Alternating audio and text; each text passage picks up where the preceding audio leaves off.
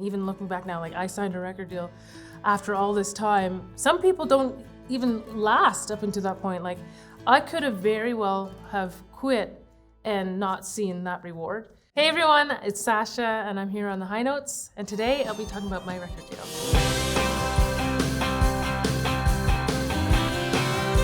Some of the major events that have taken place leading up to me signing a record deal would be incredible milestones, like, winning competitions. One of them was a competition that I was in, Sirius XM, top of the country, and I won. And I also ended up winning a CCMA award. My mentality on Nashville from the first time I came until now, the perspective has definitely changed, because when I first came here, I was just all, you're bright-eyed, you're like, this is it, I'm gonna make it. My perspective now is that it just takes time, and you have to give yourself that chance. My first time coming to Nashville, I walked up and down Music Row. I literally knocked on people's doors. I introduced myself, and it's been at least, it was 2013, so how many years ago now, but I had these little cards that I was handing out, and my CDs, and just walking in very naive and thinking, hey, maybe I'll get a shot, maybe someone will listen to my record.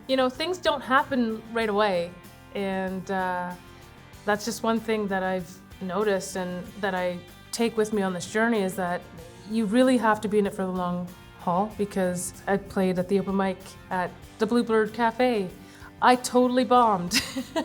I wasn't anticipating that, but I got my chance to redeem myself this past February, playing Tin Pan South at my first Bluebird showcase. It wasn't just the open mic, it was the writers round with incredible writers that I look up to and that I have the honor of writing with. I do appreciate that, because it's given me the ability to develop as an artist, as a songwriter, strengthen my craft, become a better performer, being around all the seasoned people here. It's definitely not an overnight town. Having a record deal now is pretty cool, because I get to have a team of people that champion me and that believe in my vision and get to uphold it and make it bigger. So I'm really excited about sharing my story and getting it out. The main thing in my new record is going to be a message of hope. I felt like I was the least likely. I was 17 years old when I had to be out on my own. We had a little bit of a family breakdown, and I was sleeping on a mattress in an abandoned house, and there was a sheriff's notice, and no one was paying the bills, so it's time to pack up and go. And it's so hard, because it's you're 17 years old, you have the world ahead of you, but now you have to work full time and find a place to live and put a roof over your head. And then you have these dreams, and you don't know how you're gonna get from working these jobs and then living a dream. My first job was Tim Hortons, so I always say I was stirring that double coffee and then wondering how am I going to get behind a mic one of these days. If you take the tools that you have, your circumstances, mix in your hope and then persistence, you can really get to where you want to go. Hey Mom, I Made It. It's interesting, because I remember just being in a shower at probably sometime after midnight. I just remember just humming the melody and just having this little hook hey Mom, I made it. And I ain't talking about being famous. And then the rest is history. I wrote the song with Jake Soggy and Sean Chambliss here in Nashville. Working on this new record with my new label, I felt like it was really important to be transparent and to let people inside of my world.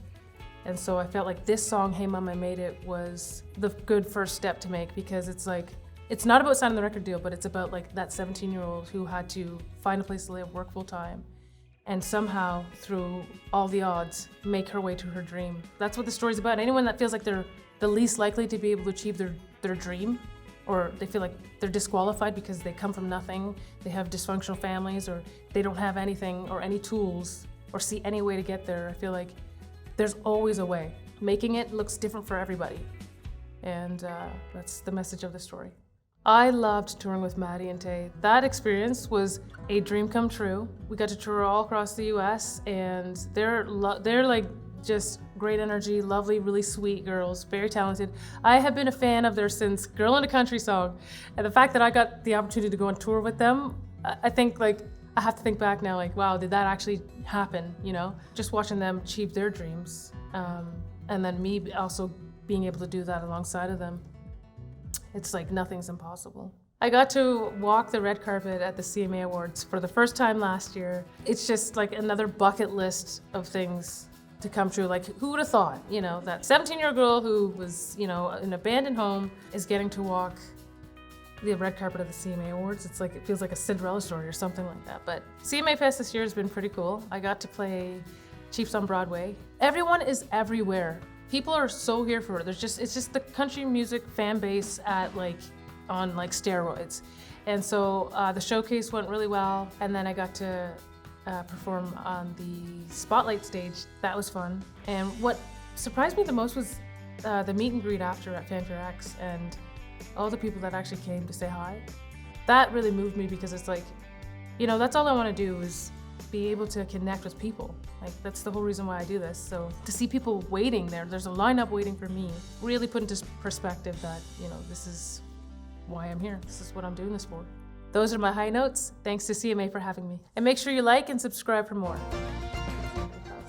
Oh yeah, I did. I ruined it. CMA Awards. It's all my fault. All right, let's try again. CMA Awards.